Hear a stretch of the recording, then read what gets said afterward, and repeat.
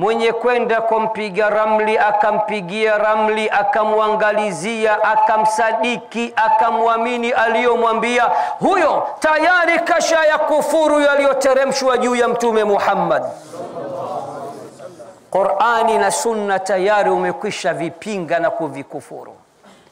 Je, ukienda hujamwamini, amekwambia wewe aliyekuroga mama, ukamwambia samahani, hapo mamangu anirogi, ukarudi ukajiona mwenyewe mcha Mungu, umekataa maneno yake, kitendo cha kwenda mguu mosi mguu pili. Bwana Mtume anasema, man ata arrafan au kahinan wa lam yusaddiqhu bima yaqul, atakayemwendea kuhani, mpiga ramli, mtabiri, kisha hakumwamini aliyomwambia, lam tuqbal lahu salatun 40 laila, swala zake siku 40 hazikubaliwi.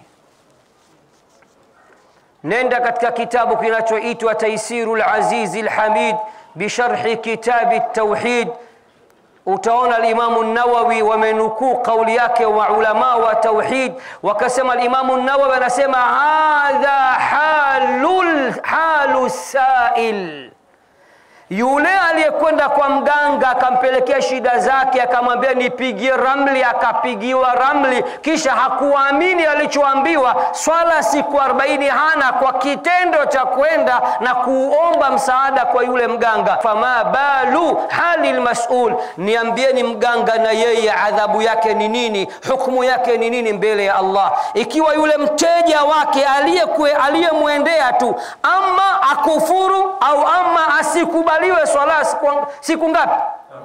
Haya, niambiwe mganga, hali yako mbele ya Allah ikoje?